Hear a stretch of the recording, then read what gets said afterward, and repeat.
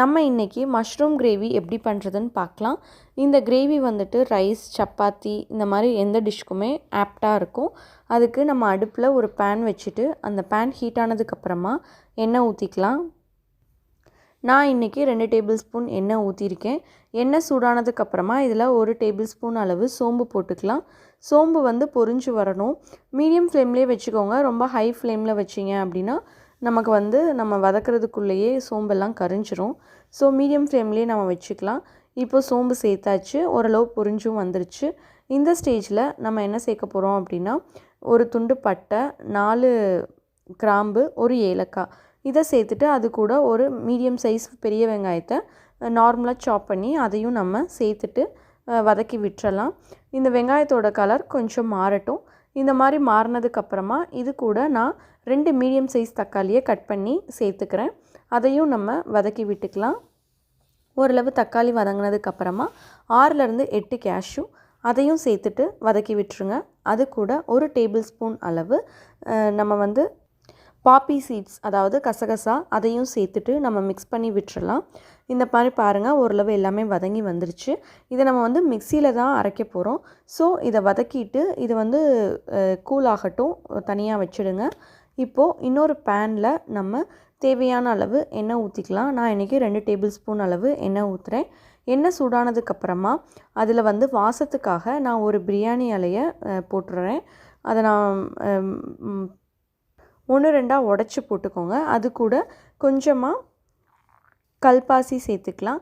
அது கூடவே ஒரு பெரிய வெங்காயத்தை பொடுசாக கட் பண்ணி வச்சுருக்கேன், அதையும் சேர்த்துக்கலாம். சேர்த்துட்டு எல்லாத்தையுமே நல்லா வதக்கி விட்டுறலாம். வெங்காயத்தோட கலர் மாறினோடனே 1 டேபிள் ஸ்பூன் இஞ்சி பூண்டு பேஸ்ட் போட்டு அதையும் ஃபுல்லாக மிக்ஸ் பண்ணி விட்டுருங்க. இஞ்சி பூண்டு பேஸ்ட்டோட பச்சை வாசனை போகட்டும். இந்த மாதிரி ஓரளவு வதங்கினதுக்கப்புறமா நம்ம ரெடி பண்ணி வச்சுருந்தோம் இல்லையா, அந்த மசால் வந்து கூல் ஆகிடுச்சு. இப்போது அது கூட ஒரு 1/2 கப் அளவு தேங்காய் சேர்த்து ஃபுல்லாக நைஸாக அரைச்சி எடுத்துக்கலாம். அந்த அரைச்சி எடுத்த மிக்சரை இதில் கலந்துக்கலாம்.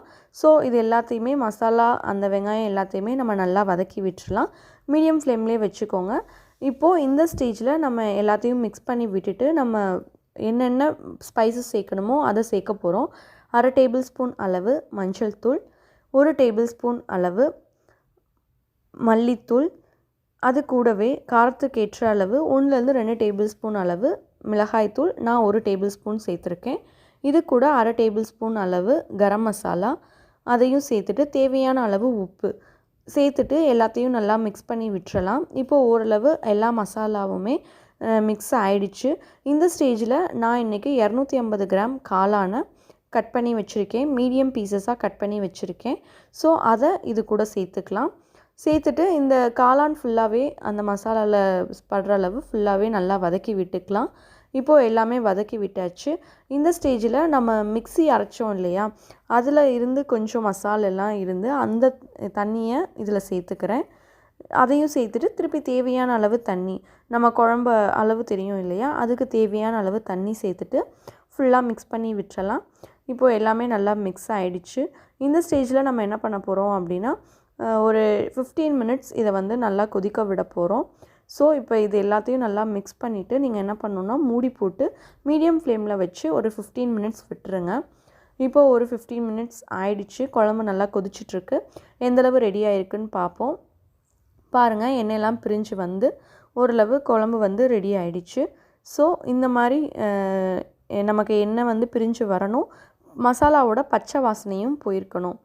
ரொம்பவே சூப்பராக நமக்கு தேவையான அளவு குழம்பு ரெடி ஆகிடுச்சு. இப்போது நம்ம இதில் கார்னிஷிங்காக கொஞ்சமாக மல்லித்தலையும் கொஞ்சம் புதினாவும் தூவி விட்டுக்கலாம். இது வாசமாகவும் இருக்கும். இந்த மாதிரி தூவி விட்டுட்டு திருப்பி க்ளோஸ் பண்ணி ஒரு 5 மினிட்ஸ் வந்து நீங்கள் மூடி வச்சுருங்க. ஸ்டவ் ஆஃப் பண்ணிடலாம். அவ்வளோதான், நமக்கு ரொம்பவே டேஸ்ட்டான குழம்பு ரெடி ஆகிடுச்சு. பாருங்கள், இந்த கன்சிஸ்டன்சி எல்லாத்துக்குமே கரெக்டாக இருக்கும். ரைஸ்க்கு, சப்பாத்திக்கு, இந்த மாதிரி எல்லாத்துக்குமே சூப்பராக இருக்கும். இதே மாதிரி நீங்களும் பண்ணி பாருங்கள், கண்டிப்பாக சூப்பராக இருக்கும். எப்படி இருந்தது அப்படின்னு மறக்காமல் சொல்லுங்கள்.